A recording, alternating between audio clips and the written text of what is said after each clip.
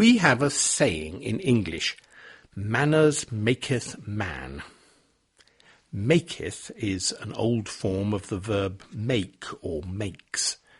So the expression means that if you want to be a real man, you have to have good manners. Manners means the way that you behave to other people, particularly in public. If you have good manners, you are polite and courteous. You remember to say please and thank you. You make people feel welcome and at ease. And if you have bad manners, you are rude and discourteous. You say unpleasant things to people. You make them feel unwelcome and upset. If someone has good manners, we can say that they are well-mannered. And if they have bad manners, we can say that they are bad-mannered or ill-mannered. Now let's meet Heidi Withers. She is 28 years old, and she works as a personal assistant in a company in London. She is engaged to be married to her boyfriend, Freddie Bourne. Freddie runs a business that sells bicycles and parts for bicycles on the internet. Recently, Heidi and Freddie went to visit Freddie's father and stepmother, who live in Devon in the southwest of England. Most people are nervous about their first meeting with their future father-in-law and mother-in-law. Most people would be polite and well-mannered. They would try to create a good impression. Maybe Heidi tried to do these things. However, it did not work. Freddie's stepmother, Caroline Bourne, thought that Heidi was rude and bad-mannered. After the end of the visit, Caroline thought that it was important to tell Heidi about her bad manners. She said to herself, "If I don't tell her, she will never know." So she sent Heidi an email. "It is high time someone explained to you about good manners," she started, "because it is obvious that you don't have any." She went on to talk about some of the terrible things that Heidi had done.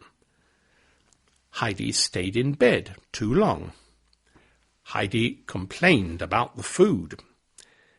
At meals, Heidi started eating before other people. Heidi made jokes about Freddie's family. Heidi did not send Caroline a card to thank her for her hospitality. Caroline also had things to say about Heidi's plans for her wedding. Heidi and Freddie want to get married in a castle. Caroline does not think that this is a good idea. She wrote, "No one gets married in a castle unless they own it. It is brash, celebrity-style behaviour." Caroline thinks that because Heidi's parents do not have a lot of money, it would be better for Heidi and Freddie to have a smaller, less expensive wedding.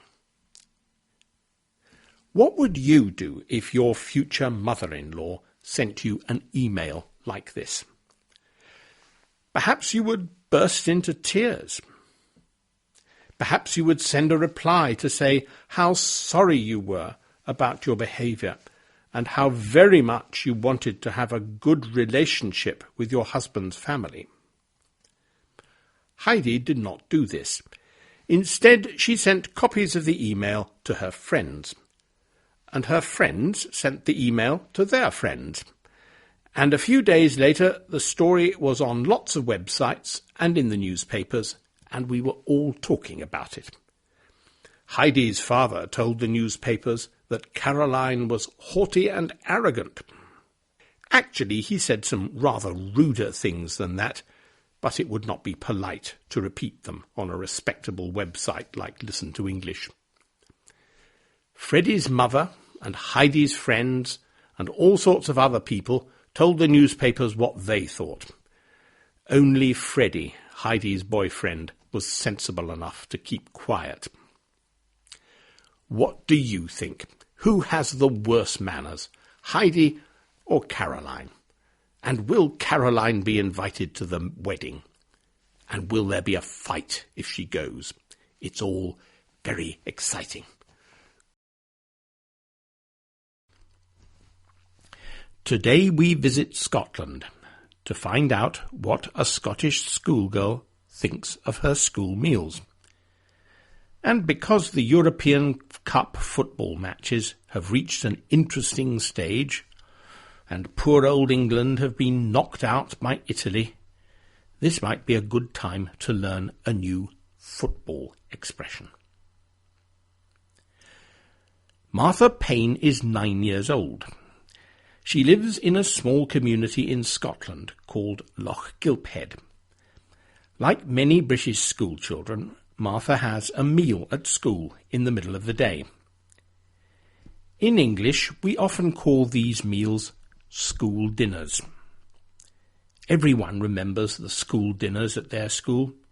Perhaps they loved their school dinners, or they hated them, or they remember funny things about them. At my school, way back in the 1950s, we sometimes got bilberry tart and custard for dessert.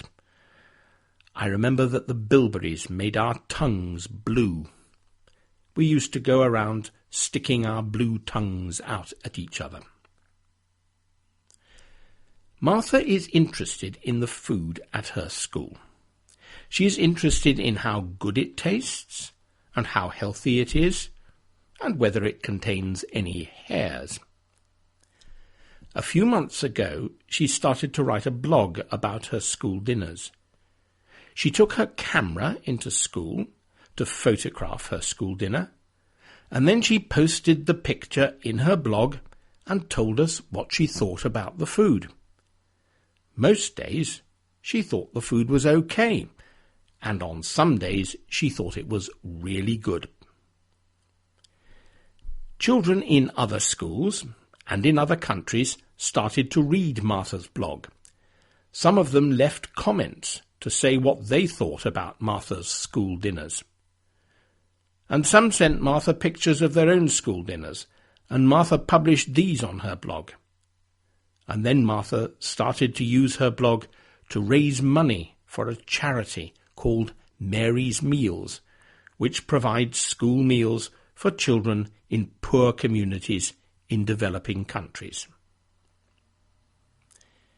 And at this point, the bureaucrats who run the education system in the part of Scotland where Martha lives became aware of her blog. And they did not like it. They did not want publicity about the food in their schools. Perhaps they were afraid that people would start to criticize their school dinners and say that they were unhealthy. They decided that Martha's blog had to stop. Martha's head teacher told Martha the bad news, and Martha was sad and wrote a final blog post to say goodbye to her many readers. At this point, we will make a little diversion to talk about football. In football, you try to kick the ball into the other team's goal. It is a big mistake to kick the ball into your own goal. Of course, sometimes, by accident, footballers do put the ball into their own goal. When this happens, we call it an own goal. We can use this expression outside football as well. Imagine that you do something and it goes spectacularly wrong. It has completely the opposite effect of what you intended. You hoped that it would make things better, but actually it makes things a lot worse. We call that an own goal. Well, the bureaucrats who decided that Martha had to stop her blog did not want people talking about the school dinners in their schools. But you can imagine what actually happened. The newspapers, the radio and the television all carried stories about Martha's blog. People wrote about it in Facebook and sent tweets about it in Twitter. This was not at all what the bureaucrats wanted. Banning Martha's blog was an own goal. A day later, after everyone had told them what idiots they were, they decided that, after all, and now they had thought about it a bit more, Martha could continue writing her blog about her school dinners and taking pictures of them.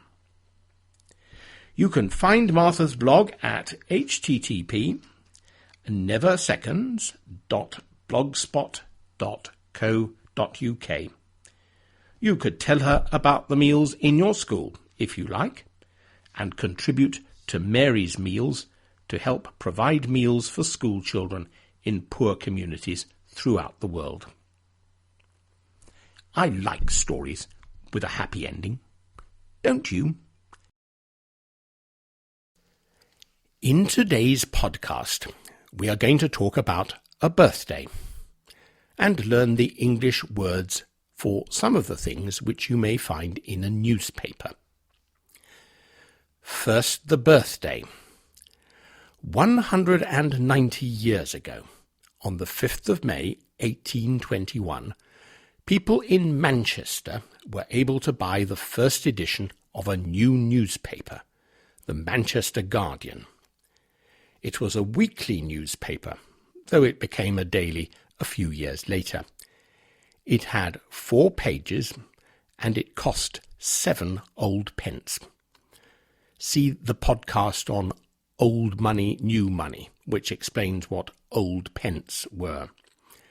7 pence was very expensive, but the high price was because there was a tax on newspapers. In fact, the government took 4 pence in tax for every copy sold. Coincidentally, the 5th of May 1821 was also the day when the French Emperor Napoleon died, in exile on the British island of St. Helena in the middle of the Atlantic Ocean. But the new Manchester Guardian did not report this important event, because the news that Napoleon had died took several weeks to reach Europe. Instead, the front page of the new newspaper carried a notice asking for information about a lost dog. In fact, until 50 or 60 years ago, it was normal for serious newspapers to have advertisements and notices on their front page and news stories inside. It was only in 1952 that the Manchester Guardian started to print news stories on the front page. The editor of the paper did not like the change, but the paper's owners thought that the newspaper needed to be more up-to-date. As well as news, most newspapers contain editorials. That is, articles where the editor of the newspaper, or his staff, tell us what they think about important issues and events. The Manchester Guardian generally supported liberal and progressive policies in its editorials. This was in contrast to most of the other serious newspapers in Britain, which supported moderate or right-wing policies. The Manchester Guardian became famous for typographical errors, or typos, as we sometimes call them. Sometimes there were sentences where the letters were so mixed up that it was impossible to understand them. People made fun of the typos by calling the paper the Groniad, which is Guardian with the letters mixed up.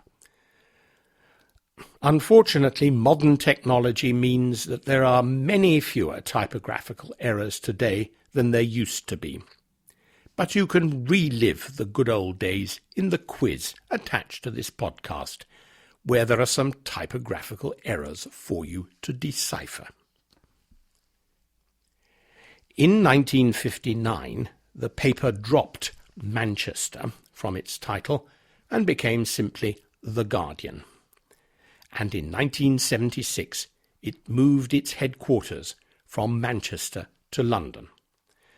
The paper believed that it could not be a proper national newspaper unless it was in London. Nowadays, unfortunately, London dominates the political and cultural life of England, and it seems that few important things happen anywhere else. Scotland, however, is different. Scotland has a life of its own. I read The Guardian every day. My parents used to read it too, in the days when it was still the Manchester Guardian. I read the news stories, both the national news and the international news. There is also a section of financial news, and of course there are the sports pages. There are advertisements for jobs, and a section called Lonely Hearts, with little advertisements from people who are looking for partners. I see that there is a lady who is looking for a charming and mature man in his 40s. I would reply, but I think my wife might object. Then there is an important section called Comment and Debate, which contains articles about politics and a page of letters from readers. There are obituaries, which means articles about the lives of people who have died recently. And of course there are reviews of new books, films, plays and music. Some people go straight to the crossword. There are in fact 2 crosswords in The Guardian, an easy one and a cryptic crossword. In a cryptic crossword, the clues are indirect and often play with the different meanings which English words can have. If I can solve 2 or 3 of the clues in the cryptic crossword, I think I'm doing well. However, my very favourite bit of The Guardian, the bit that I turn to first every morning, is the Sudoku. Sudoku is a Japanese puzzle where you have to fit the right numbers into a grid of squares. 10 years ago, no one in Britain had ever heard of Sudoku. Then suddenly, almost overnight, Sudoku arrived. Today, all our newspapers have Sudoku puzzles, but The Guardian Sudoku is definitely the best. If you have to wait a long time for the next podcast, it will be because I have found a particularly difficult and interesting Sudoku to solve. In March, I recorded a podcast about the census in this country. That is, the counting of everyone who lives here. Today's podcast is also about a census, the very first census to take place in England. In the year 1066, William, Duke of Normandy, defeated King Harold at the Battle of Hastings and became King of England. It was one of the most important events in English history. It completely changed the way of government in England, and it had a big effect on the English language. After a number of years as king, William became dissatisfied. He felt that he did not know enough about his new kingdom. Like all kings and governments, he was hungry for information. He did not know exactly how much land his nobles owned. Indeed, he did not really know how much land he himself owned. More important, he could not work out how much tax his subjects should pay, or how many men could be made to become soldiers in time of war. In 1085, he decided to find the answers to these questions. He sent trusted officials to every part of the country to ask who owned which land and how much they owned, how many ploughs they had to cultivate the land, and how many animals, such as cows and sheep, there were, how many serfs, that is, unfree men, they had, and how many slaves, and how many corn mills and fisheries there were. Compare this list of questions with the questions in the 2011 census, which I talked about in my earlier podcast. They are in many ways very similar questions. In 1086, King William wanted to know how many sheep I had. In 2011, the government wants to know how many bedrooms I have in my house and whether it has central heating. King William's census was completed the following year. It covered most, but not all, of England. A scribe then carefully copied the details of the census for each place in England onto parchment made out of sheepskin and made them into a book. Well, 2 books, actually.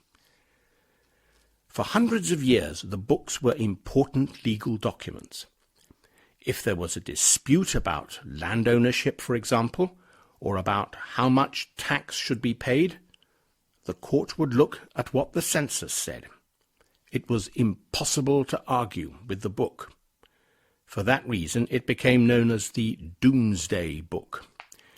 Doomsday means the Judgment Day, when in traditional Christian thinking we should all be judged on the lives we have led, and there will be no arguing with the court on Judgment Day. The Doomsday Book is one of the most remarkable documents in Europe. Nowhere else has such a detailed early record of land ownership. The Doomsday Book is in the National Archives in Kew near London, but it is now too fragile to display.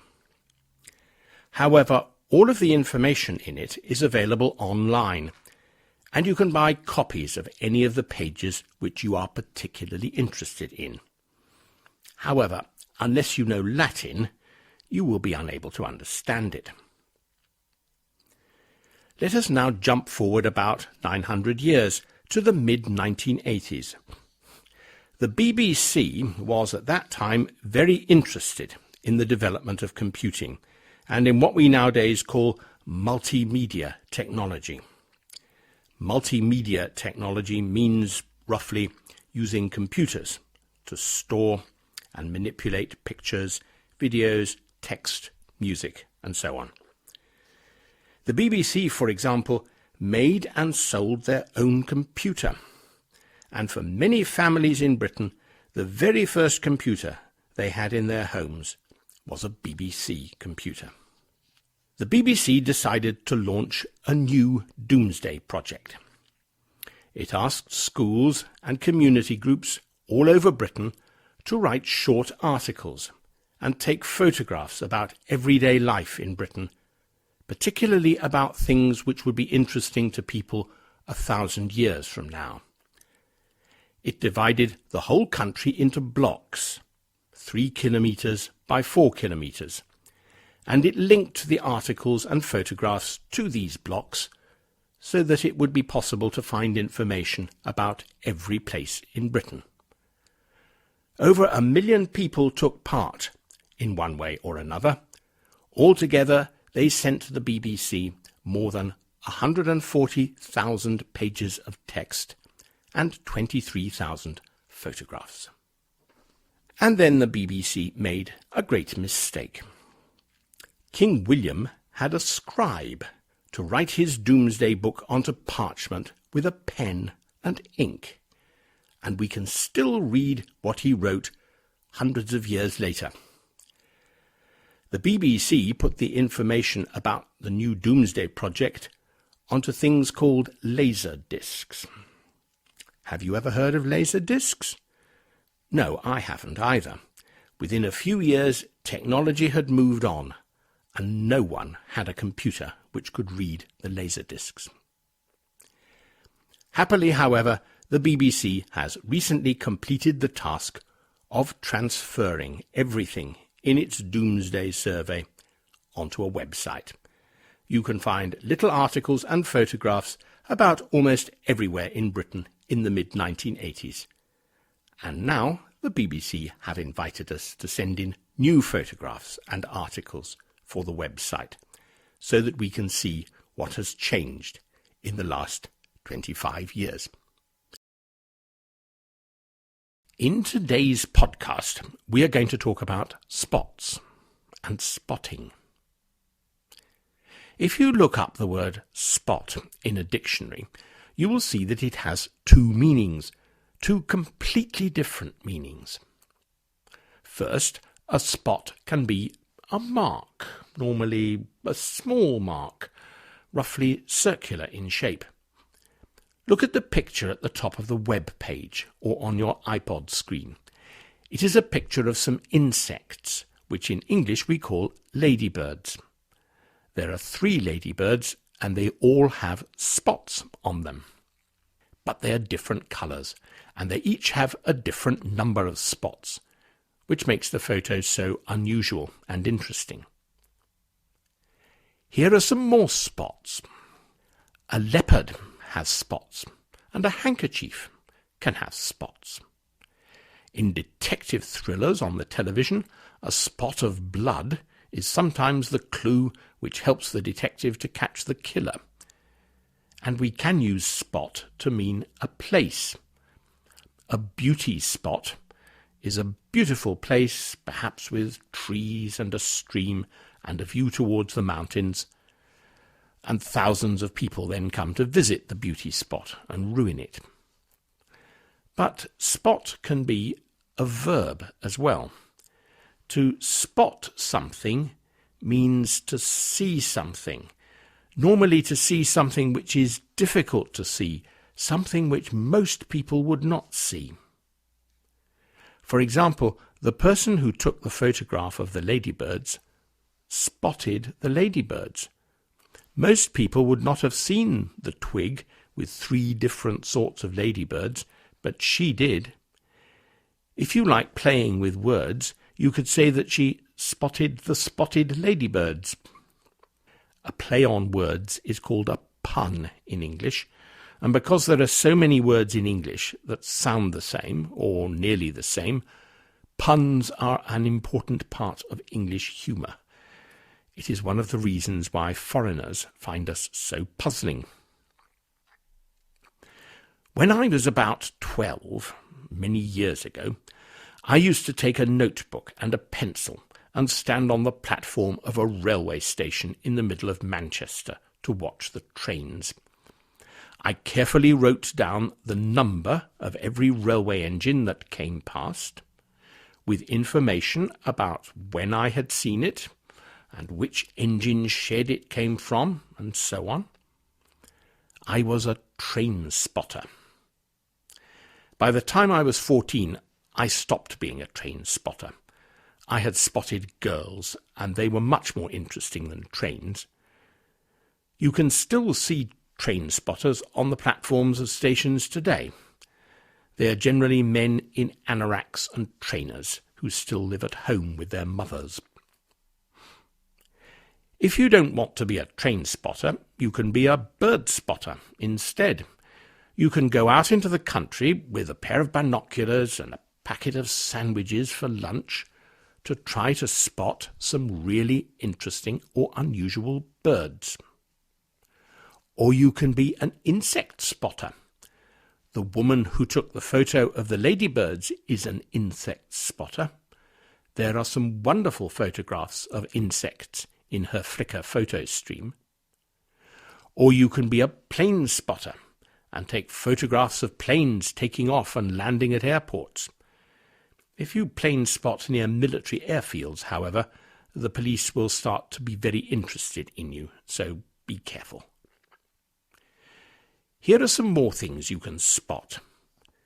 You are standing in a crowded street. You are waiting for your friend. You look anxiously at all the people who are hurrying past to see if you can see him. Then you spot your friend in a crowd of people on the other side of the road. Or maybe you are in an exam. One of the exam questions is really hard. You sit and chew the end of your pencil. Then suddenly you spot the answer, and happily you write it down. Most of your friends fail to spot the answer, but you get full marks in the exam. I spotted this story in the newspaper recently. A man in Hampshire, in the south of England, spotted a tiger. It was lying down in the grass so that you could hardly see it. No, it was not a spotted tiger. Tigers have stripes, not spots.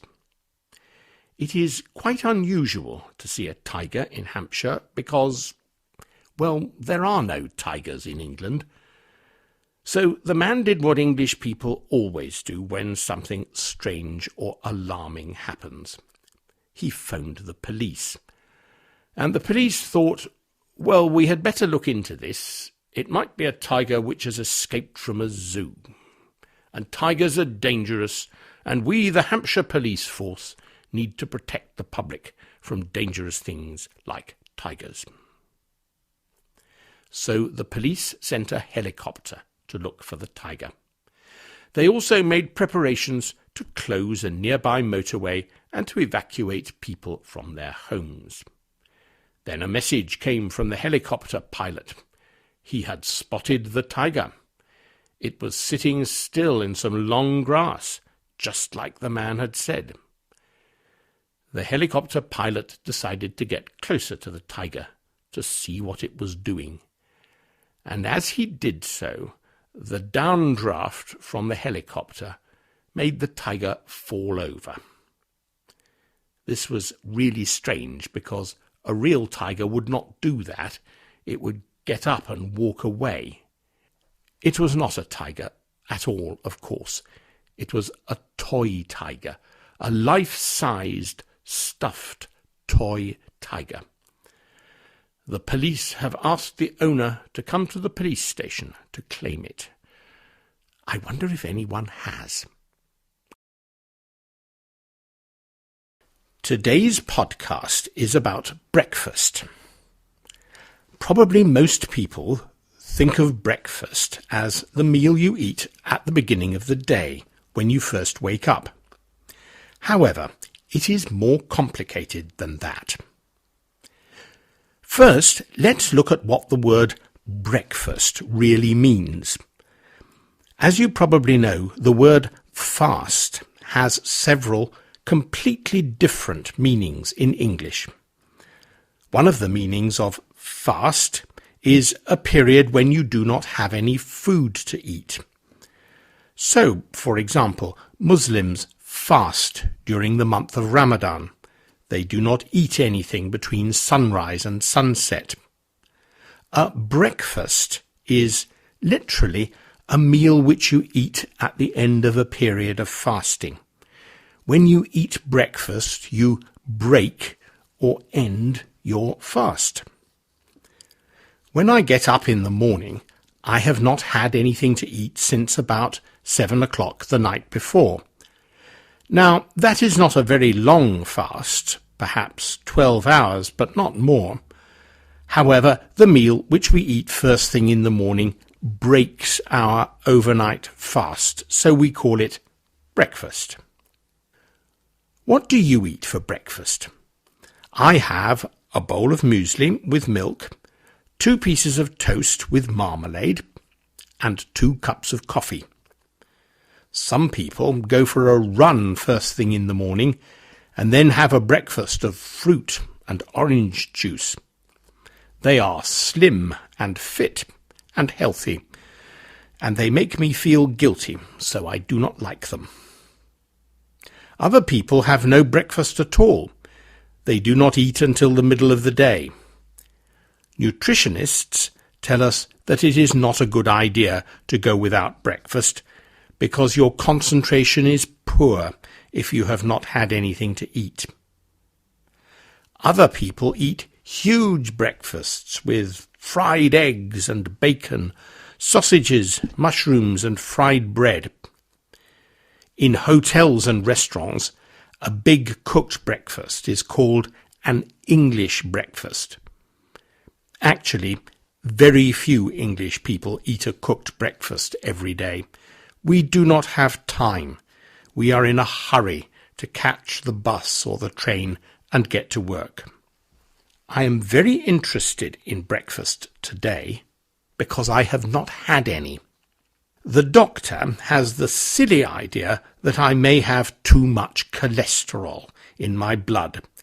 So later today I have to go to have a blood test. The nurse will stick an enormous needle into my arm and take out several litres of blood and send the blood away to a laboratory to be tested. The laboratory will, of course, send back a report to say that my blood cholesterol is absolutely wonderful and that they have never seen such magnificent blood before. But, and this is the terrible bit, the blood test is what the doctor calls a fasting blood test.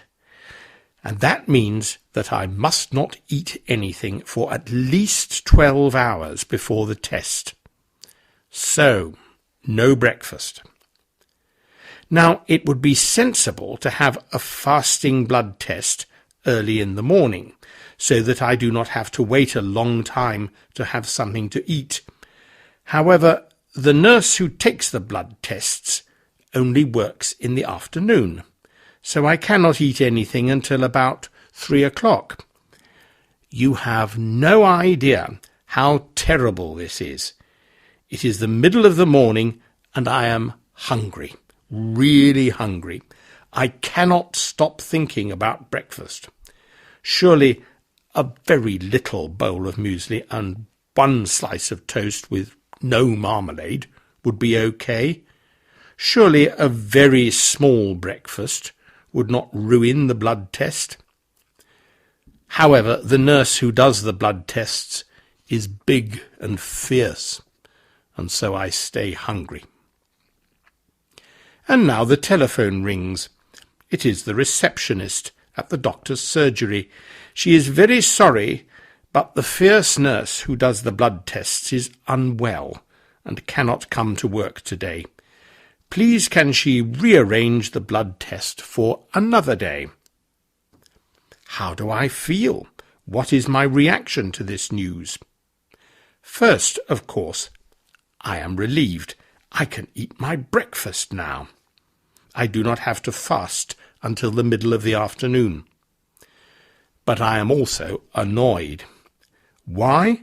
Because I will have to go without my breakfast on another day in a few weeks' time. Finally, I have an English expression for you to learn. I have talked about people who go without their breakfast or do without their breakfast. If you do without something or go without something, you decide that you do not need it. Perhaps you do not have time, or you do not have enough money. Here are some more things you might do without. If you do not have enough money, you might have to do without new clothes or shoes. If you are very busy at work, you might go without your normal lunch break. And if you feel tired, you might decide to do without your normal trip to the cinema and go to bed early instead. And if the blood test tells me that I have too much cholesterol in my blood, I might have to do without butter and cheese and chocolate and all sorts of other nice things to eat. I might even have to go for a run first thing in the morning and eat fruit and drink orange juice for breakfast. It is too awful to think about. Listen to English has had a long summer break, but now I am back with a few more podcasts to help you improve your English listening skills. I want to remind you of two words, along and across. I have a friend who lives in a house on the other side of the road where I live. If I want to visit her, I walk across the road, from my side of the road to her side of the road. On my road there is a post box. It is about 300 metres from my house. If I want to post a letter, I walk along the road to the post box. I walk from one end of the road, where I live, to the other end, where the post box is. So, across means from one side to the other. Along means from one end to the other. Note that across and along are prepositions. You need to put a noun after them. You need to say across the road, or along the railway line, or across the field, not just along or across. Now let's meet David Walliams. He is a comedian on television. He appears in a show called Little Britain, which is one of those TV shows which you either love or you hate. It has a very English sense of humour. In the show, David Walliams and his co-star, Matt Lucas, often dress up in women's clothes and say, "We're ladies." You don't find that very funny, do you? Like I said, the humour is very English. David Walliams has recently been swimming in the River Thames, and we have been watching him do it on television. If you have visited London, you will have seen the Thames. It is not a big river, like the Rhine or the Nile, because Britain is an island, which means that our rivers are short and small. So what is remarkable about swimming in the Thames? It isn't far from one side to the other. You could probably swim across the Thames in a few minutes. But wait, I did not say that David Walliams swam across the River Thames. No, he swam along the River Thames. He started in the little town of Lechlade, near the source of the river, and swam from there to Westminster Bridge in London. The total distance was 140 miles, or 225 kilometres. It was a sponsored swim to raise money for a charity which helps poor and disadvantaged people in many parts of the world. His swim involved some interesting adventures. The water was very cold. On the second day, he became ill with diarrhea and almost had to give up. He was attacked by a swan, who clearly did not like this strange creature invading his home. An enthusiastic dog decided to join David in his swim, and David had to rescue it. Near London, the Thames becomes a tidal river. In other words, water flows up the river from the sea twice a day and then flows back again. At some times of the day there are strong currents which make swimming dangerous. But perhaps the worst thing to happen was a heavy rainstorm.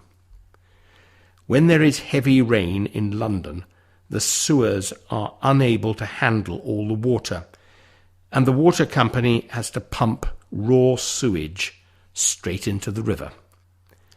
So David found that he was swimming in, well, you can imagine what he was swimming in.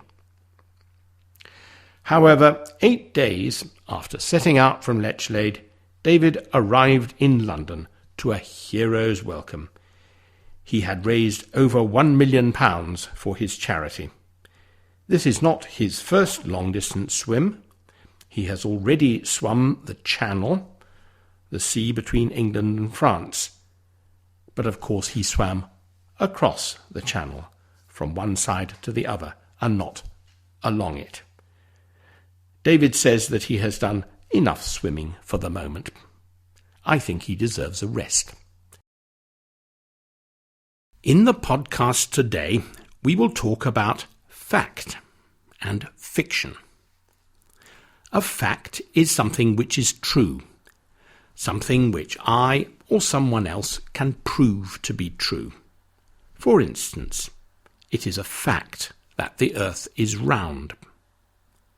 And fiction is the opposite of fact. It means something which is invented, something which is made up, something which comes from the imagination. In a bookshop, you will find a section called fiction.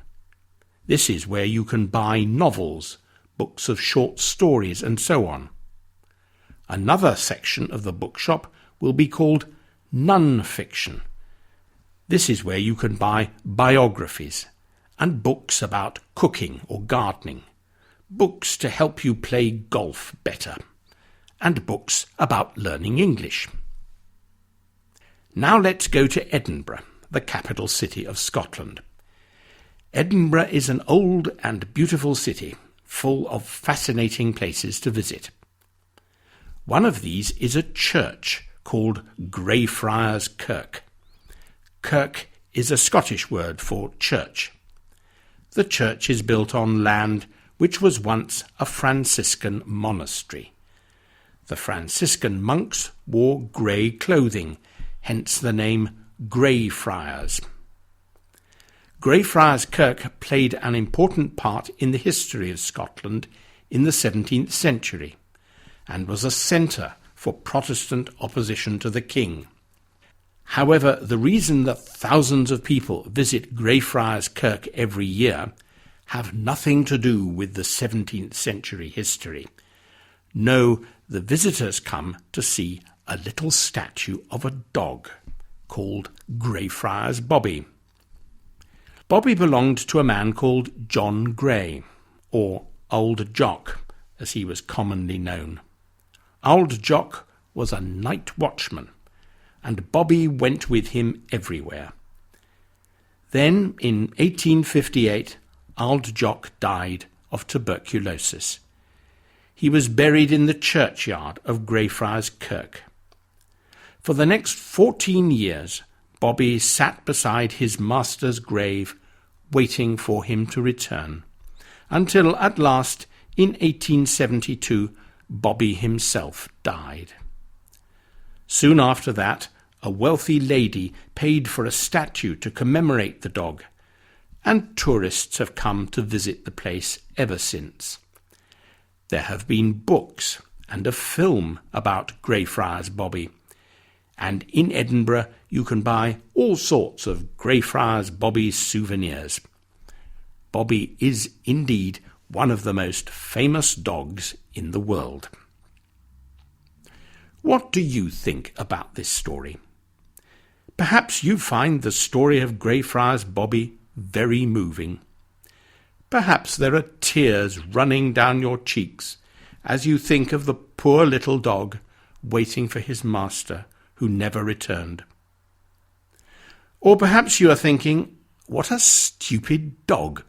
Why didn't he go away and chase cats or chew bones or do other things that make a dog happy? Or perhaps you are wondering, is the story of Greyfriars Bobby true? Is it fact or fiction? Unfortunately for the tourist industry of Edinburgh, there are reasons to think that it may be fiction. Jan Bondison of Cardiff University has recently published a book about Greyfriars Bobby. Jan thinks that Bobby was a stray dog, and that the man who looked after the graveyard invented the story about Bobby sitting beside his master's grave. People in 19th century Britain were often rather sentimental, and stories like Greyfriars Bobby appealed to them. The man who looked after the churchyard used to tell the story to visitors, and the visitors would put their hands in their pockets and pull out a few coins to give to him. The owner of a nearby restaurant and other local businessmen helped to spread the story in order to encourage more visitors to come. When the original Bobby died, probably in 1867, they even found another dog to take his place. In other words, Mr. Bondison thinks that the story of Greyfriars Bobby was a publicity stunt by the Edinburgh tourist industry. So, fact or fiction? I cannot possibly say what I think. Scottish history is full of romantic stories. Wealthy American tourists who imagine that they have Scottish ancestors believe these stories, all of them. The Scottish tourist industry depends on them. It is one of the unwritten laws of our country that English people like me are not allowed to say that a Scottish story, no matter how implausible, is not true. So, if you want to believe that Greyfriars Bobby sat for 14 years beside his master's grave, you can believe it. I'm not going to stop you. Today is the 31st of October, and it is the scariest day of the year. Do you know the verb to scare? If you scare someone, you frighten them. You make them afraid. So, scary means frightening. And today is a special, scary sort of day, as I shall explain. Today is Halloween. Halloween means the evening of, that is, the day before, All Hallows Day. And All Hallows Day is an old Christian festival which takes place on the 1st of November, when special prayers are said for people who have recently died. But Halloween is not a Christian festival. Its origin lies in pre-Christian Ireland. It was a festival to mark the end of summer and the start of the cold days of winter. It was a time when the world of the spirits and the fairies and the ghosts touched our world, and special magical things might happen. And magical things are frightening. So Halloween is a special, scary day. Kevin and Joanne have invited all their friends to a Halloween party. They have put orange and black decorations in their sitting room. They have bought some pumpkins and scraped the flesh and the seeds out of them. They have cut scary faces on the pumpkins and put candles inside. The pumpkins now look like the picture which you can see on the website or on your iPod screens. I am sure that you think that they are very frightening. Of course, their friends will come to the party in fancy dress. That means that they will all dress like evil witches, or like ghosts, or like spiders, or other scary things. They will paint their faces, or wear masks, to make themselves look even more scary. To add to the scary atmosphere, Kevin has borrowed a DVD of an old film called Dracula. The film was made in 1931 and is about Count Dracula, who is a scary man who drinks human blood at breakfast time instead of coffee. Some of the guests at the party will come dressed as Count Dracula, with long teeth, so that they can bite the necks of other guests and drink their blood. Joanne has made a special drink made out of red wine and black currant juice, so that the guests at the party can look as if they're drinking human blood, even if they aren't. Everyone will have great fun at the party. They will laugh at each other's fancy dress. They will turn the lights out and pretend to be ghosts. They will watch the Dracula film and pretend to be scared. The men will do what they always do at parties. They will drink beer and talk about football. And the women will do what they always do at parties. They will sit in the kitchen and discuss each other's husbands and boyfriends. I find that bit really scary. They will even find time to play some games, like ducking for apples. This is a traditional game at this time of year. You get a large tub of water and float some apples on the top. Each guest has to kneel in front of the tub of water with a blindfold so that they cannot see, and with their hands behind their backs, and try to get one of the apples out of the water with their teeth. Everyone will get very wet, and their special scary makeup will run. Unfortunately, Kevin and Joanne have not invited me to their party. I shall have to stay at home and try to be scared by myself. During the evening, the doorbell will ring. I will open the door and see a group of rather small witches and ghosts standing outside. I will, of course, be very scared until I see that they are actually some of the children who live nearby. They are trick-or-treating, or guising, as people say in Scotland. They go from house to house asking for treats, such as sweets or biscuits. If you don't give them any, they will do evil magic to hurt you. And if you do give them some sweets or biscuits, the witches and ghosts will shout, "Thanks, mister," and run off to ring the doorbell next door. Now you know all about the crazy festival called Halloween. I hope you have a really scary time tonight. This is a new Listen to English podcast, the first for a very long time.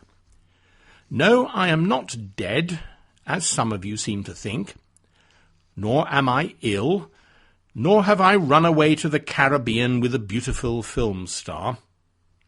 I have simply been busy.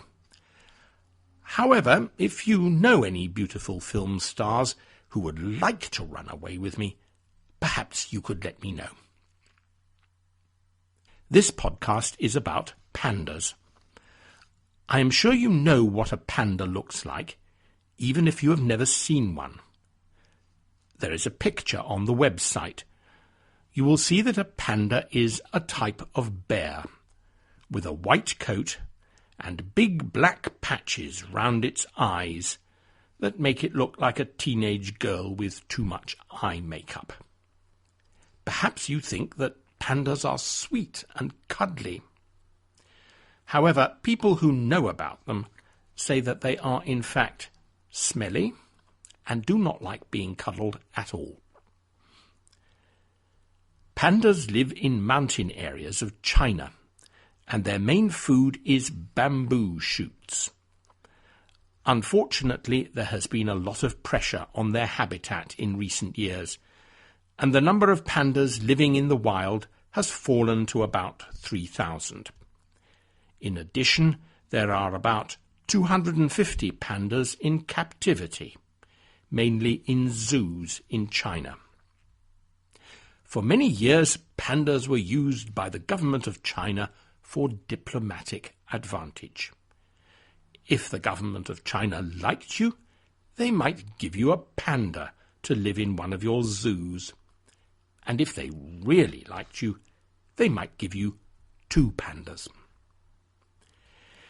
In 1958, London Zoo acquired a panda called Chi-Chi. Chi-Chi was about a year old at the time, and in his short life he had lived in China and in zoos in Moscow, East Berlin and Frankfurt. An American zoo wanted him, but the American government decided that Chi-Chi was a communist, so they refused to let him enter the country. So Chi-Chi came to London, and for the next 14 years he was the star attraction at London Zoo. Naturally, the zoo wanted to find him a lady panda, hoping that the 2 pandas would breed. They borrowed a female panda called An from a zoo in Moscow. However, Chi-Chi and An never really hit it off, and there were no panda cubs. The trouble is that a female panda is fertile for only about 2 days in a year. So if Mrs. Panda has a headache on the important 2 days, or Mr. Panda is asleep, or out playing football with his friends, there will be no baby pandas. Chi-Chi died in 1972, and we were all very sad. If you go to the Natural History Museum in London, you can still see Chi-Chi, stuffed, in one of the exhibition rooms. He looks as if he wished he had stayed in China. But now we have new pandas. The government of Scotland has been very nice indeed to the government of China, and 2 lovely pandas, a male and a female, arrived in Edinburgh Zoo late last year. They live in a newly built panda house, which cost about as much as a house for humans. For the moment, the 2 pandas are still settling in. They are living separately, but the zoo hopes to put them together in a few months' time, and who knows, this time next year there may be a baby panda. Lots of people seem happy to pay and stand in a queue in the cold of winter to see the new pandas. This is good because keeping pandas is expensive. The new pandas are not a free gift from China. Instead, Edinburgh Zoo is paying the Chinese government £645,000 a year in rent. In addition, the 2 pandas cost £70,000 a year to feed. They eat for 14 hours a day and can consume 18,000 kilos of bamboo in a year. There is not a lot of bamboo in Scotland, so the zoo needs to import bamboo from an organic farm in the Netherlands. Is it worth the expense and trouble of bringing pandas to Scotland?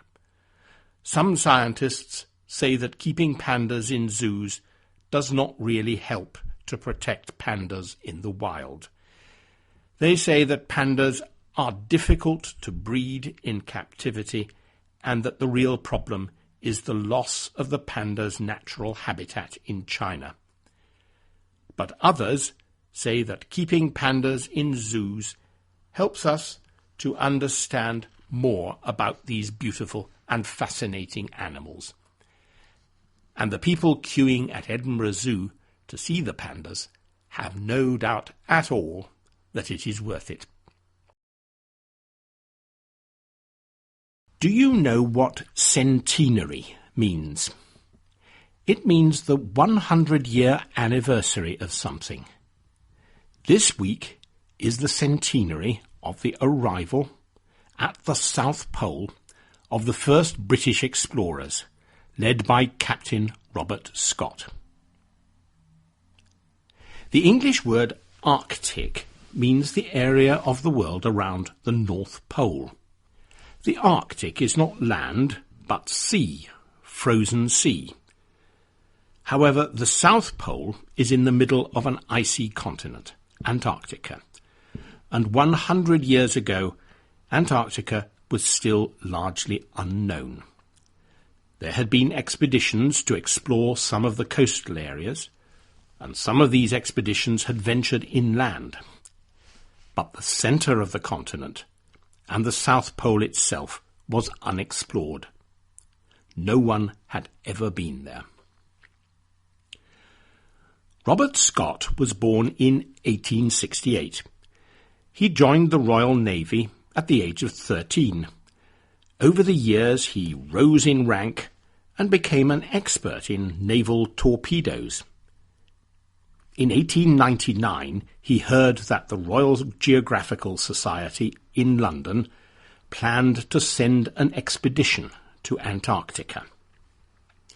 Although he had no previous experience of Antarctica, he was enthusiastic about the challenges of the expedition, and he volunteered to lead it. The expedition left for Antarctica in July 1901, and spent 2 years in the frozen continent. It did some very useful scientific work, and a group led by Scott travelled far into the interior of Antarctica to a point only 750 kilometres from the South Pole itself. But the extreme cold forced the party to turn back, and they returned to their base a month later, ill and exhausted. The expedition had come to Antarctica with very little experience of cold climates. The explorers had to learn how best to travel over the ice and snow. They had brought dogs with them to pull their sledges, but they did not understand how to use the dogs effectively. Scott concluded that although dog sledges could be useful, the only way that men could reach the South Pole was on foot, pulling sledges containing food and tents behind them. The British government then decided that Scott's expedition in Antarctica was costing them too much money, so 2 ships were sent out in 1903 to bring the explorers back to Britain. Scott returned home a popular hero.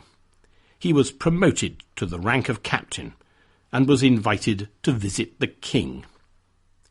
He quickly decided to make a second expedition to Antarctica, and that this time he would reach the pole. It took a long time, however, to find the money for the expedition and a suitable ship, and to recruit the right people to go with him. Scott's second Antarctic expedition set out in 1910. Things did not go well. On the way to Antarctica, Scott received news that the Norwegian explorer Roald Amundsen was also on his way to the South Pole.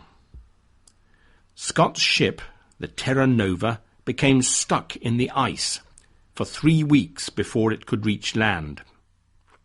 Scott had brought ponies and motorized sledges with him to transport men and supplies, and a few dogs.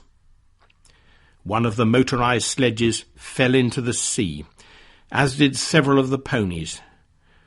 The ponies proved to be not very useful. Some of them died and others had to be shot. Scott was now convinced that he was right. The only way to travel to the South Pole was to walk. In November 1911, the journey south began.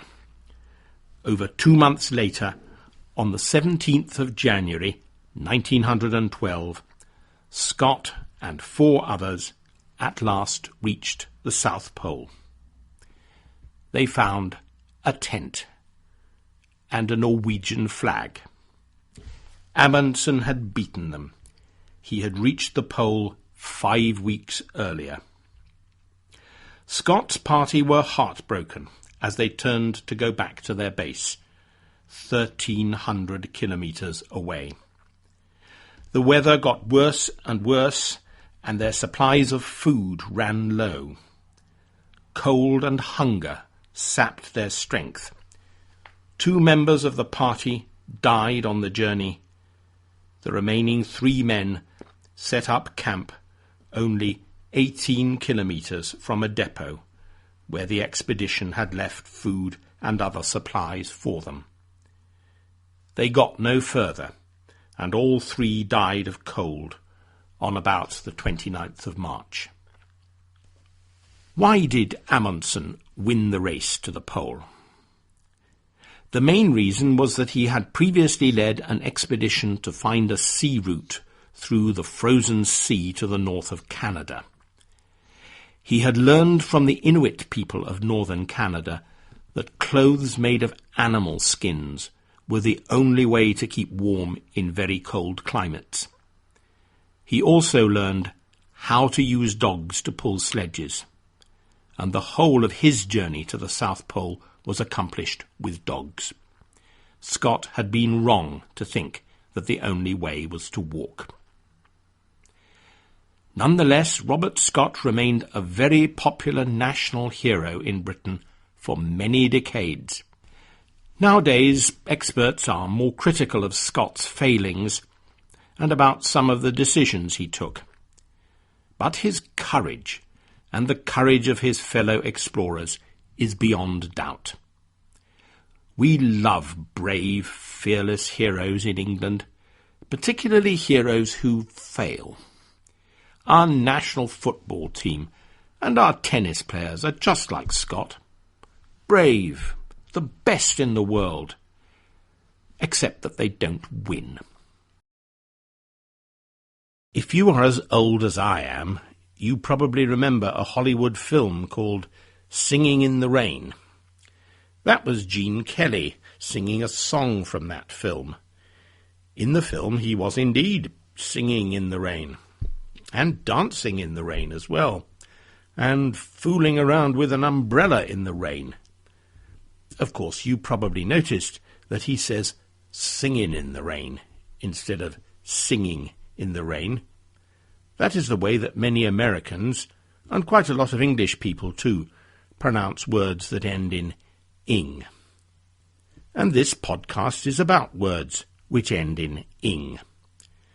Your English teacher may have a special name, like gerund, for these words. But I am just going to call them ing words. You can make an ing word by adding the letters ing to the end of any English verb. Any verb at all, no exceptions. OK, sometimes you have to change the spelling a bit, because, as you know, we English love to make spelling difficult. But the sound is the same. Ing, or in, if you are Gene Kelly. Go on, make a few ing words now, while I'm talking. Yes, talking, that's an ing word. So are running, jumping, standing, sleeping, reading, eating, and so on. So, now we have some ing words. What can we do with them? The exciting answer to this question is that we can do almost anything with an ing word. We can use it as an adjective, for example. If we see a child who is asleep, we can call her a sleeping child. If we see a baby who is crying, we can call it a crying baby. If we see a car that is going too fast, we can call it a speeding car. And if you want to swim, you go to a swimming pool. We can also use our ing word as a noun. We can say, for example, I like reading, or I think that spelling is very difficult. Reading is a noun. It is the name of the thing that I do when I read a book or a newspaper. But ing words are not ordinary nouns. They never forget that they were once verbs. What do I mean by that? Well, think about these sentences. I like reading, and I read books. We can combine these sentences like this. I like reading books. So, can you see that reading is a bit like a verb? Just like the verb read, you can put the word books after it to say what you like reading. We can also say, I like reading books slowly. We can add the word slowly to explain how we read. The third way we can use our ing words is to make continuous verbs. Continuous verbs are very special to English. I do not know of another language which has them, but please put a comment on the website if you think that I am wrong. We use continuous verbs when we want to explain that something is happening right now. If I say, I swim, what does that mean? It means I can swim. Perhaps I go to the swimming pool every day. But if I say, I am swimming, it means that I swim now, as I'm talking to you. Think about a child in a swimming pool, learning to swim. He shouts to his mother, who is standing at the side of the pool, "Look, Mum, I'm swimming. I haven't got my feet on the bottom. I am really swimming." And when Gene Kelly sings that he is singing in the rain, he does not mean that he sometimes sings when it rains. He means that he is singing now, and that the rain is falling now, and he is getting wet now. But he doesn't care, because he's in love or something. We use continuous verbs a lot in English, especially in spoken English. It's a good idea to practice using continuous verbs and learning when we use them and when we don't. There is a quiz on the Listen to English website where you can have fun with ing words. Read through the podcast and find all the ing words that I have used. See how many different ways you can find of using ing words.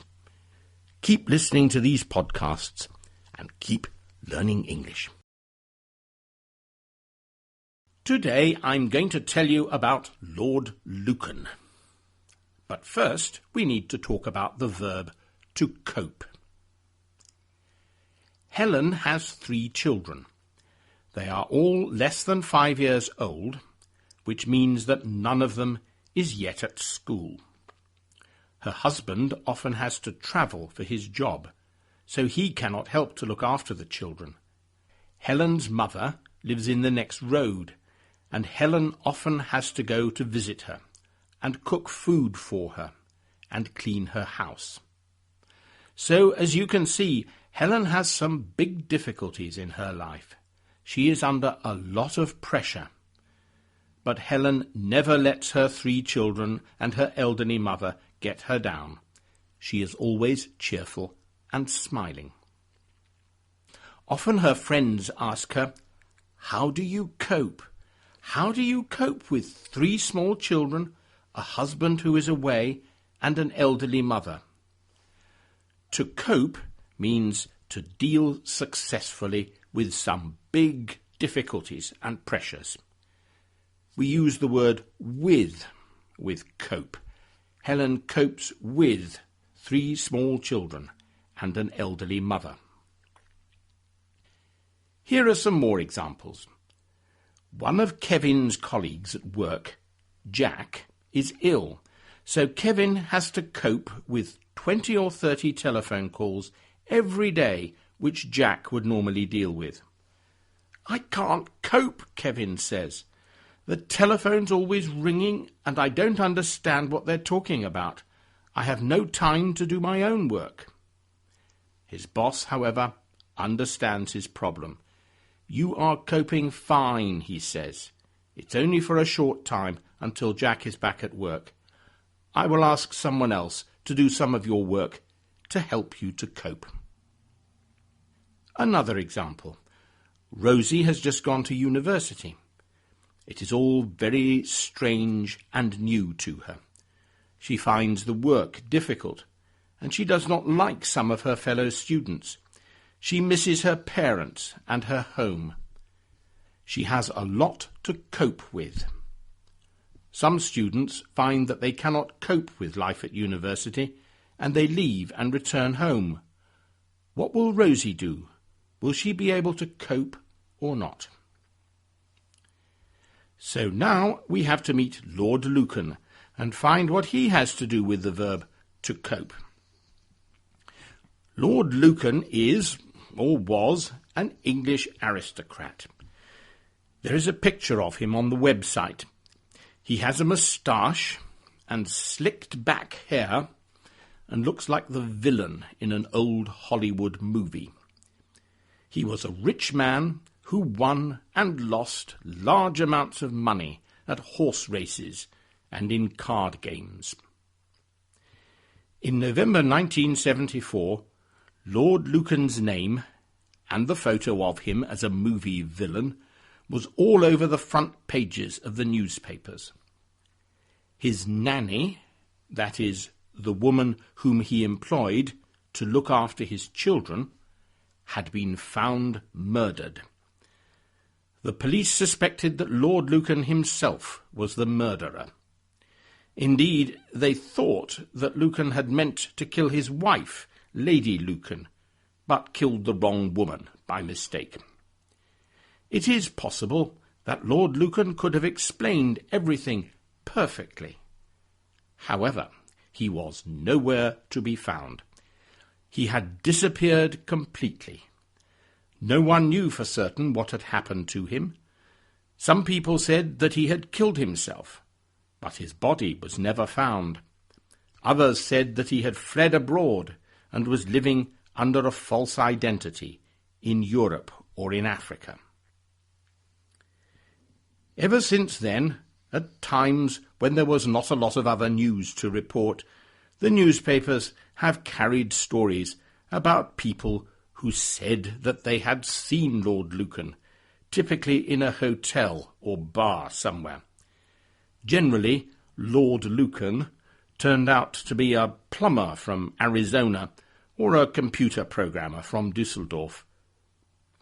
Recently, the story has been in the papers again. A woman who used to be a secretary for one of Lucan's friends said that she had booked air tickets for Lucan's children to visit Africa so that Lord Lucan could see them. And someone else, a retired criminal, says that he met Lord Lucan in New Zealand. But Lady Lucan says that all these stories are rubbish. She is convinced that her husband killed himself by jumping off a boat into the sea. According to her, it is ridiculous to think that he is living in hiding abroad. He knows no foreign languages, and he only likes English food. He could not cope with living abroad, she says. So there you are. Lord Lucan is, or was, a true Englishman. He could not cope with a language that wasn't English. He could not cope with food that wasn't roast beef or fish and chips. He could not cope with life abroad. Poor man. We have an expression in English, going to the dogs. If something is going to the dogs, it means that everything seems to be getting worse and worse. There is a special sort of English person, perhaps you have met one, who will tell you that England is going to the dogs. He means that he doesn't like the sort of clothes that young people wear, that he doesn't like computers, that he doesn't understand what an iPhone app does, that there are too many foreigners, that the Australians have just beaten England at cricket, and that beer doesn't taste like proper beer anymore. It wasn't like this when he was young. The country is going to the dogs. We are going to the dogs today. We are going to visit Crufts, which is the largest dog show in the world. Every year, about 28,000 dogs and their owners come to a big exhibition centre near Birmingham for a 4-day celebration of dogs and everything connected with dogs. They, the dogs that is, compete in lots of tests and competitions to see which is the best dog in each breed and which is the best dog in the whole show. The best dog in the show wins a prize of £100, which does not sound much to people like you and me, but perhaps it's a lot of money if you're a dog. Also at Crufts there are races for dogs, obedience competitions for dogs, and something called heel work to music, which essentially means people dancing with their dogs. Dogs that go to Crufts are special dogs. They are all pedigree dogs, which means that each dog comes from a pure breed and that there is a proper record of its ancestors. Some are working dogs, which have been bred for hunting or for working on farms. Others are just pretty dogs. There are big dogs and little dogs, noisy dogs and quiet dogs, dogs from Britain and dogs from other countries too. Why is this dog show called Crufts?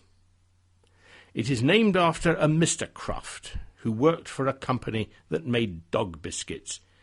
In 1886 he organised a dog show in London. 600 dogs took part. Since then, the dog show which he started has grown and grown. In 1991 it became so big that it had to move out of London to a huge exhibition centre in the middle of England. A few years ago there was a lot of controversy about Crufts. Some people claimed that many of the dogs at Crufts were deformed and unhealthy. They said that dog breeders wanted dogs with exaggerated characteristics. Very narrow heads, for example, or short noses, or long back legs. As a result, many pedigree dogs were unable to breathe properly, or to stand properly, or see properly. Many had severe heart, brain, or lung illnesses. There was an outcry when a TV programme about pedigree dog breeding was shown on TV in 2008. The BBC decided that it would no longer send its cameras to make programmes about Crufts. The organisation for dog breeders in Britain is called the Kennel Club.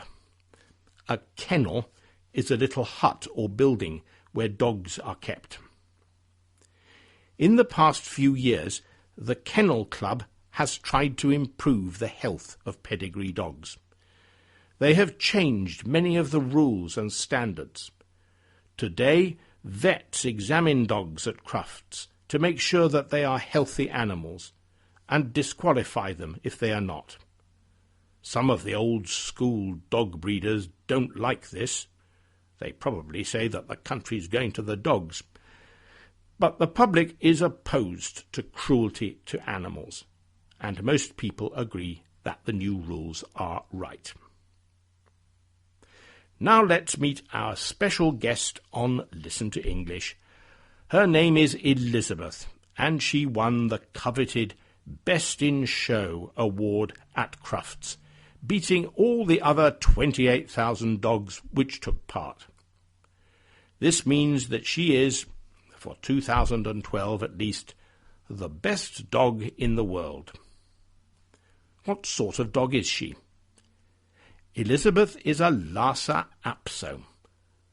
Lhasa Apso dogs come from Tibet. They are used as guard dogs in monasteries to warn the monks if strangers appear. There is a photo of Elizabeth on the website. You will see that when she is not guarding monasteries, she spends a lot of time at the hairdressers. We sometimes say that dogs look like their owners. So what do you think that Elizabeth's owner looks like? Does she have hair all over her eyes as well? Or perhaps she wears a wig. I have often told you that we English are mad. Now you know that it is true. Woof woof. Are you planning a visit to England? Are you thinking to yourself, what shall we do in England? Are there any really special places that we must go to when we are there? You are? Good. Then this podcast is for you. When you are in England, you could visit the Tower of London. But everyone visits the Tower of London. Or you could spend a day in Stratford-on-Avon, where Shakespeare was born. But everyone goes to Stratford. No, England's newest tourist attraction is the M25 Motorway, which is the motorway that runs in a circle around London. It is 188 kilometres long. It is Britain's busiest motorway and one of the busiest roads in Europe. A bus company in Brighton now offers coach trips round the M25, and business is brisk. It seems that lots of people like nothing more than sitting in a coach on a motorway. So let us pay £15 for our ticket and board the coach which will take us on this amazing adventure. We head north from Brighton to the motorway and then drive down the slip road. There are, of course, two possible ways that we can travel around the M25. We can turn left and travel clockwise, or we can turn right and travel anti-clockwise. Today the driver decides to take us anti-clockwise. As well as the driver, there is a guide on the coach who tells us about the interesting things we can see, things like junctions and road signs. The motorway today is busy, but not yet congested. We're a little bit disappointed by this. We hoped that we would find a traffic jam, because the M25 is famous for its traffic jams. Indeed, some people call the M25 the largest car park in Britain. Never mind, there is still a long way to go, and maybe we will find a traffic jam later. Now the coach is taking us around the south-east edge of London. Soon we will come to the River Thames. Because we are travelling anti-clockwise, we go under the river in a tunnel. Traffic going the other way crosses the river on a bridge. We have to pay a toll to use the river crossing. In the rush hour there can be long delays at the toll booths, but today we only have to wait about 10 minutes. On the other side of the river, something very exciting happens. There are some roadworks where men are repairing the surface of the motorway. Along the side of the motorway there is a long line of red and white traffic cones. People on the coach use their cameras or their mobile phones to take pictures of the cones. On roads in Britain we have many more cones than cars, and the manufacture of traffic cones is an important national industry. The traffic comes to a standstill, and we wait. There is a sign that tells us that we must not go faster than 40 miles per hour, but it is pointless because we cannot move at all. We look at the traffic going the other way. It is moving freely while we are stuck in a traffic jam. Slowly we move forward and reach the place where the road is being repaired. There is a big machine for resurfacing the road and several lorries, but strangely no one seems to be doing any work. Our guide explains that this is normal. Now we have passed the roadworks and come to a service station. The coach pulls in, and we all get out to go to the toilets and to queue for cold coffee and rubber sandwiches in the cafe. After our break, we travel down the busy western section of the motorway. Here the traffic is nose to tail, and there are special speed limits and speed cameras which photograph your car if you drive too fast. We pass Heathrow Airport, and the passengers take out their cameras again to photograph a plane that is flying low over the motorway as it comes in to land. And then, the highlight of our tour, signs over the motorway tell us that there has been an incident. an incident means simply something which has happened. Generally, we use it to mean something unusual or unpleasant. Incident is the sort of word which the police use when they don't want to tell us anything.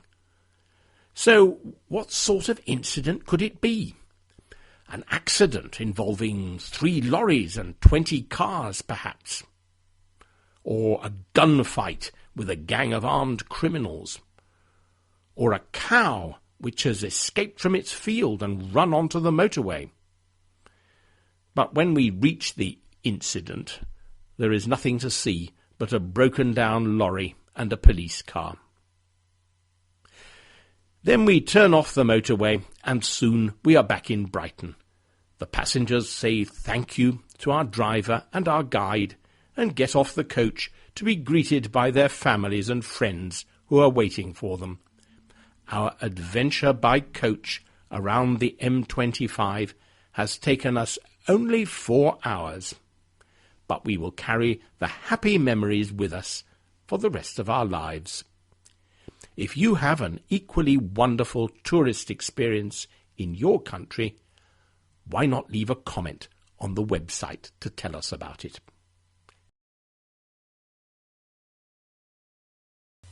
The 14th of April 2012 was the centenary, that is the 100th anniversary, of the sinking of the passenger ship Titanic in the North Atlantic. This podcast is about Titanic. I hope it will help you to learn some new words and expressions about ships and the sea, and also that you will learn about unsinkable words. Don't know what unsinkable words are? Then listen carefully to the rest of the podcast. Titanic has appeared in one of these podcasts before. Just over a year ago, we visited Belfast in Northern Ireland and the shipyard where Titanic was built. When she was launched, Titanic was the biggest ship in the world and one of the most comfortable and luxurious. 100 years ago last week, she set sail from Southampton on the south coast of England on her maiden voyage to New York. On board there were over 1,300 passengers. About 300 of these were first-class passengers who enjoyed facilities such as restaurants, cafes, a library, a gym, a swimming pool and a telegraph office, which could send radio messages back to families and business colleagues on shore. The first-class passengers included some of the wealthiest and most influential people in the world. Most of the passengers, however, travelled second or third class in much more humble conditions. Then there were 885 crew members, including 300 men to look after Titanic's huge steam engines and feed them with coal. There were also large numbers of cooks, waiters, cleaners, and other people to look after the passengers. There was a cat, too, with her kittens. Titanic called first at Cherbourg in France, and then at Cove in Ireland, before setting out across the Atlantic. Then, shortly before midnight, on the 14th of April 1912, when she was 600 kilometres south of Newfoundland in Canada, she struck an iceberg. Slowly the ship filled with water. The crew launched the ship's lifeboats, but there were not sufficient places in them for everyone. Over 1,500 of the passengers and crew died in the freezing waters of the Atlantic. Only 710 were saved. The sinking of the Titanic shocked and horrified people in both Britain and America. They were shocked that there were not enough lifeboats. They were shocked that so many people had died and that the families of many of them were left in poverty. Nowhere was the shock greater than in Southampton, where many of the crew had lived. It is said that every street in the city had at least one family who had lost someone in the disaster. Also, people in Europe and the United States 100 years ago believed in technology and progress. They thought that modern technology and engineering could do almost anything. They were shocked to learn that nature could so easily destroy the biggest and most advanced ship in the world. The story of Titanic still fascinates people today. The wreck of Titanic was rediscovered on the bed of the Atlantic in 1985, and many items, such as crockery and bits of luggage, were brought to the surface and exhibited for people to see. There have been countless books and films about Titanic's first and last voyage, and theories about what really happened and who was to blame for the sinking. In Britain, in the last few weeks, we have had several special television and radio programmes to mark the centenary of the disaster, and the film Titanic, starring Leonardo DiCaprio and Kate Winslet, a film which you either love or hate, has been re-released in 3D, so that the iceberg looks even more scary. Some people have even dressed up in Edwardian dress and gone on a special cruise to the place where Titanic went down. On board the cruise ship, they have enjoyed some of the food that was on the menu in Titanic's restaurant. I am sure that they had a great time, but I do not think I would have enjoyed the trip. Now for some grammar. Look at the verb to sink. It is one of a group of English irregular verbs where the vowel changes twice in different tenses. Titanic sinks, present tense. Titanic sank, the simple past tense. And Titanic has sunk, the imperfect or has tense. Other verbs with the same pattern are sing, I sang, I have sung, and ring. The bells ring, the bells rang, the bells have rung. If you can think of any more, put a comment on the website to tell us. And finally, many people 100 years ago said that Titanic was unsinkable. Unsinkable means cannot sink or cannot be sunk. How wrong they were. There are lots of words in English with the same pattern as unsinkable. That is, un plus something plus able.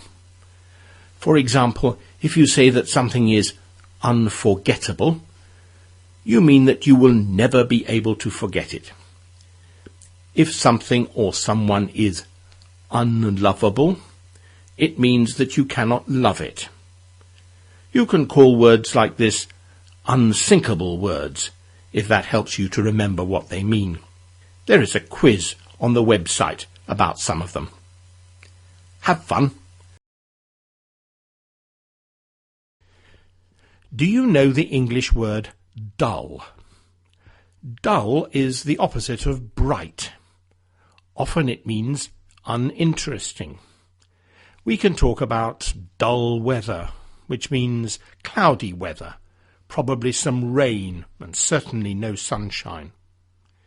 We can talk about a dull book or a dull lesson, and we can say that someone is dull. A dull person is probably not very intelligent and has nothing interesting or lively or amusing to say.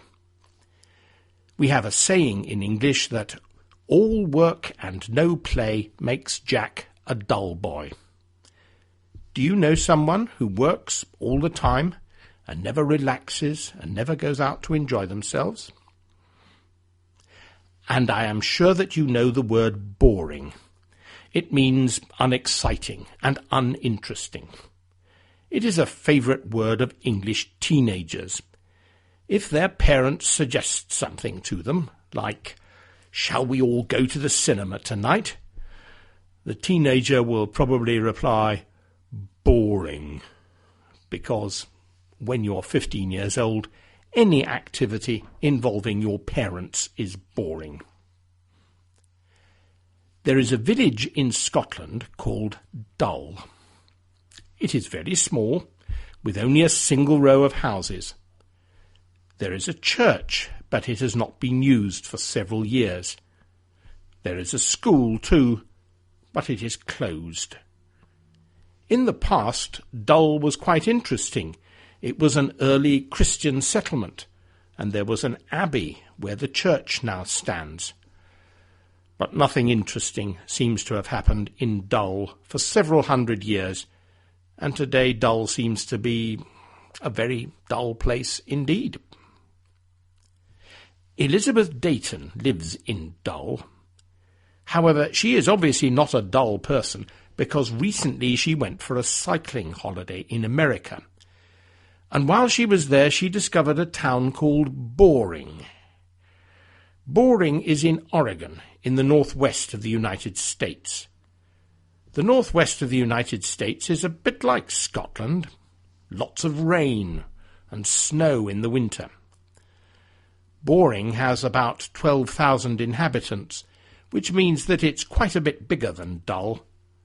But is it any more interesting? It has a timber mill and a place where they train guide dogs for blind people.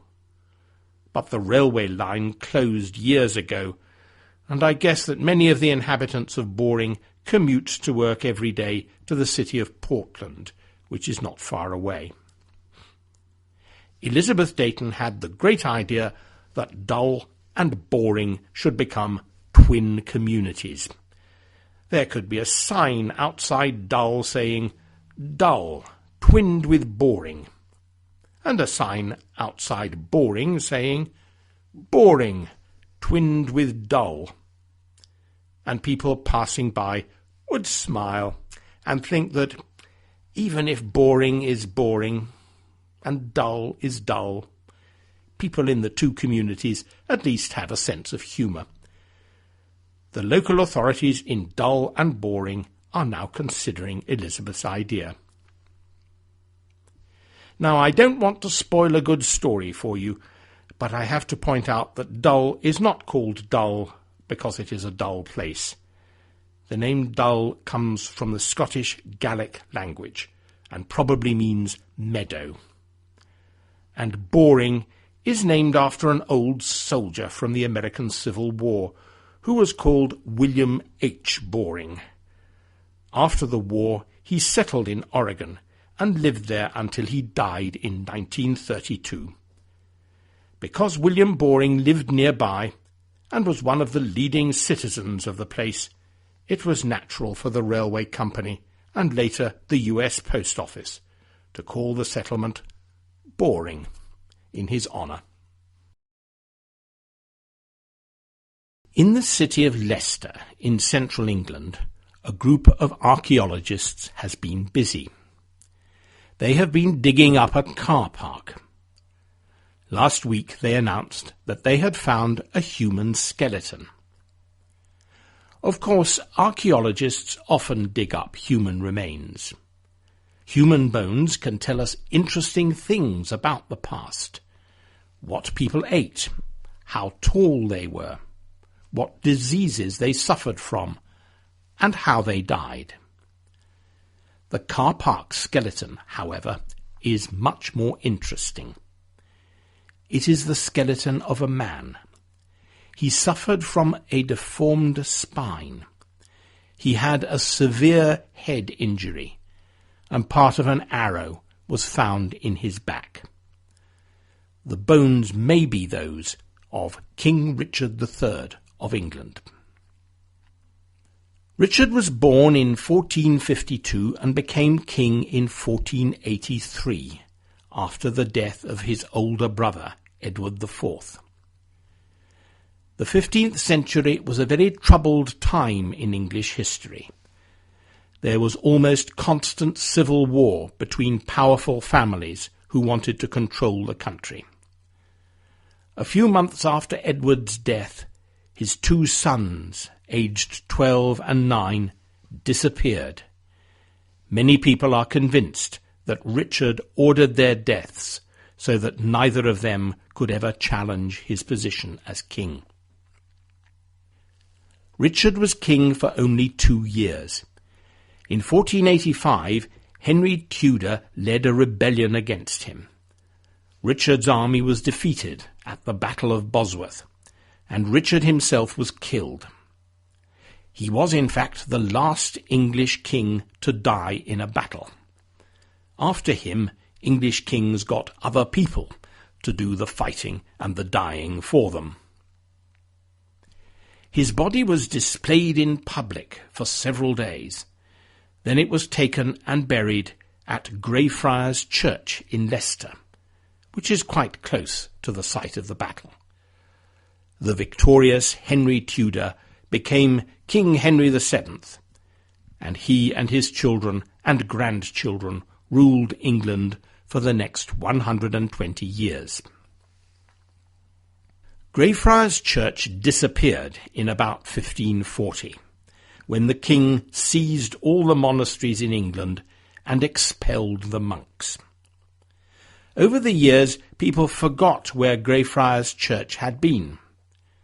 For a time, there was a garden on the site, and later buildings, and then a car park in the busy centre of Leicester.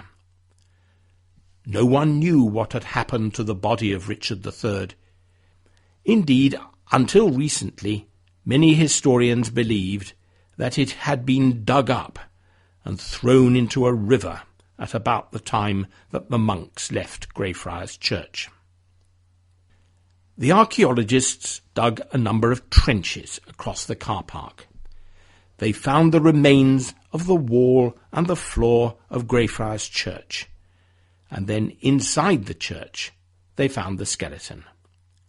They were very interested that the skeleton had a deformed spine, because we know that Richard had one shoulder higher than the other.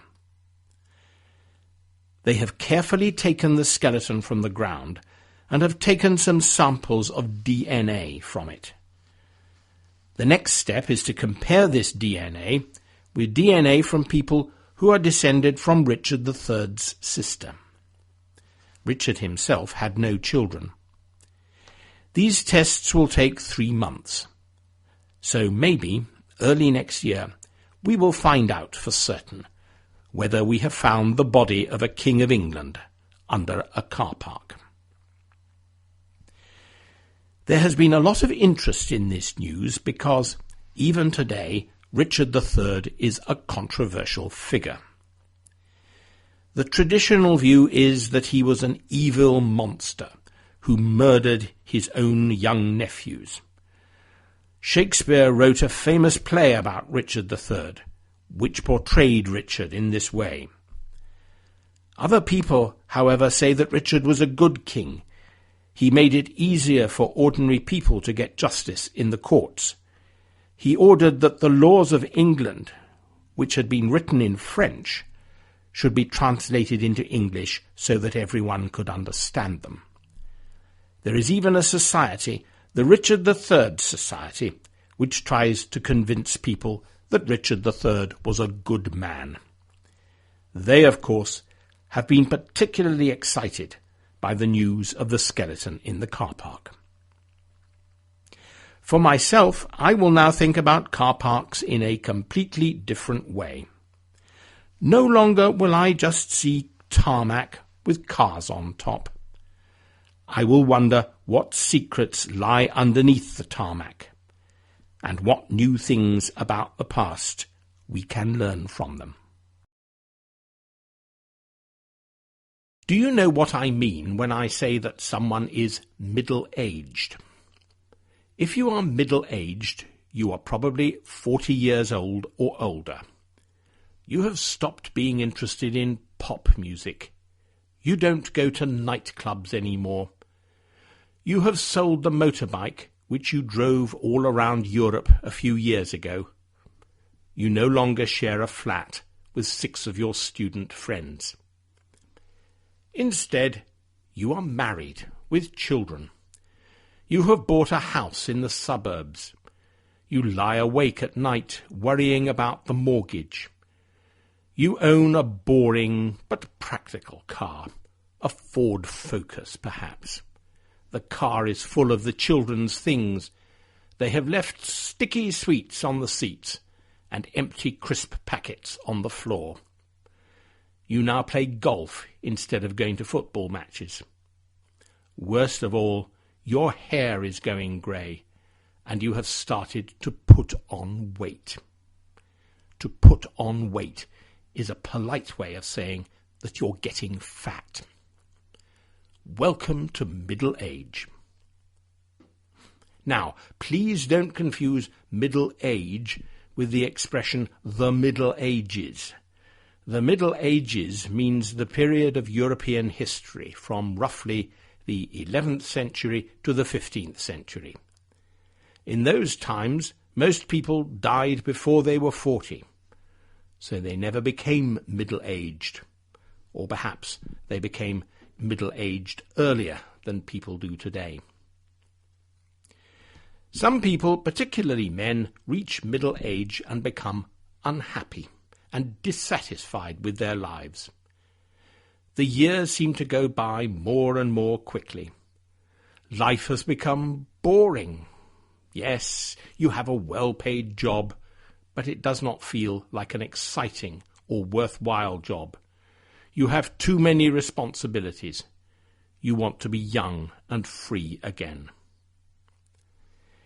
If you feel like that when you are middle-aged, we say that you are suffering from a midlife crisis. So our imaginary man with a midlife crisis sells his Ford Focus and buys a sports car. He uses hair dye to hide his grey hairs. He starts to wear the sort of clothes that teenagers wear, and he goes to clubs and dances Gangnam Style. And if you don't know what Gangnam Style is, you really are middle-aged. He leaves his wife and children and moves in with his secretary. After a few weeks, his secretary is fed up with him. She chucks him out, and he moves back with his wife and children.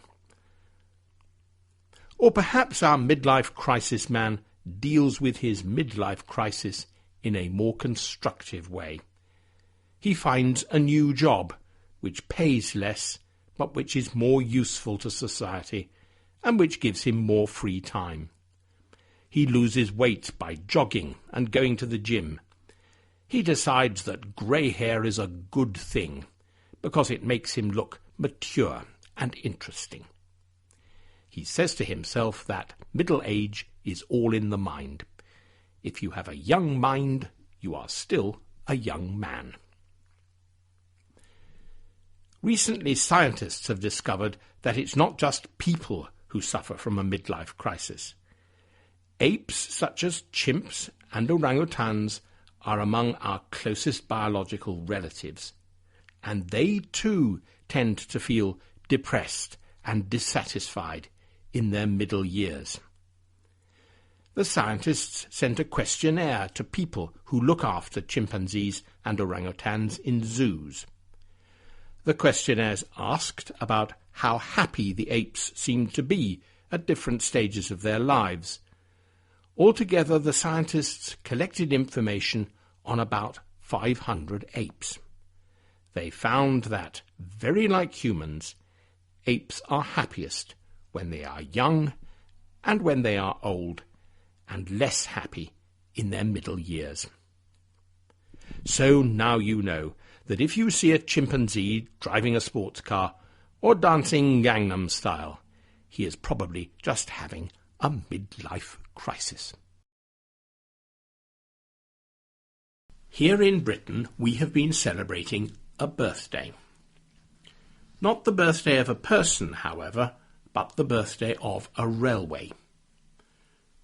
150 years ago, in January 1863, the first underground railway in the world carried its first passengers.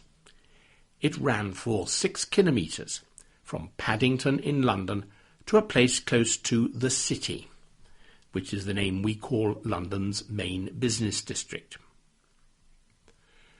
The new railway was controversial and unpopular with many people. The men building the railway dug up the streets and knocked down houses and other buildings. They dug a deep trench and put the railway track at the bottom. Then they covered over the new railway and remade the surface of the street. Not surprisingly, the construction work caused chaos in London for many months. Steam engines pulled the first underground trains. Although the tunnels had vents in the roof to let the smoke escape, they were still full of soot and steam. The railway company bravely said that the atmosphere was invigorating and particularly good for people with asthma. I think that it must have been very unpleasant. Nonetheless, from the very first day, the railway was popular with people who needed to travel to their work in London. About 26,000 people used the railway every day in its first 6 months of operation. More underground railway lines opened in the following years. The railway companies found new ways to build and operate them. Instead of digging huge trenches in the streets, they bored holes deep under the city. People called these deep underground lines tubes because the tunnels had a circular shape, like tubes. Nowadays we say the tube to mean all of the London Underground system. It was, of course, impossible to use steam engines on the deep tube lines. They had electric trains instead. By the beginning of the 20th century, electricity had replaced steam on all the underground lines. To celebrate the 150th birthday of the London Underground, one of the old steam engines came out of its retirement home in a museum to pull a special underground train. The post office issued some new stamps to mark the anniversary. And Prince Charles, who is old but not quite as old as the London Underground, joined the celebrations by taking a trip on an underground train earlier this week. This was apparently the first time in 27 years that he had travelled on the tube. Our royal family live very different lives from ordinary people. To finish this podcast, here is some underground vocabulary for you to learn. When you go into an underground station, you will see signs that say things like Bakerloo Line southbound. Southbound means travelling south, and northbound means travelling north. And I'm sure you can work out what eastbound and westbound mean. After you have followed the signs and found the right platform and the train has arrived, you will often hear an announcement telling passengers to mind the gap. To mind something means to be careful. The announcement means, be careful. There is a gap between the edge of the platform and the doors of the train. Take care not to fall down. When you arrive at your destination, you will probably step onto an escalator to carry you up to the surface. You will see signs saying, please stand on the right. This is very important. It means if you want to stand and let the escalator do the work, you must stand on the right-hand side of the escalator. Then people who are in a hurry can walk or run up the left-hand side of the escalator. You may think that this makes no sense. These crazy British people drive on the left-hand side of the road, but they want people to stand on the right-hand side of the escalator. However, Londoners who are late for work get annoyed by tourists who stand on the left-hand side of escalators. So, don't be a tourist. Stand on the right, like us natives. Finally, you will probably see a sign which says, "Dogs must be carried on the escalator." This will finally convince you that the British are mad. Do you really have to take a dog with you on the underground so that you can carry it up the escalator? And if you don't have a dog, do you have to walk up the stairs instead? I will leave you to work out what the sign really means. Goodbye.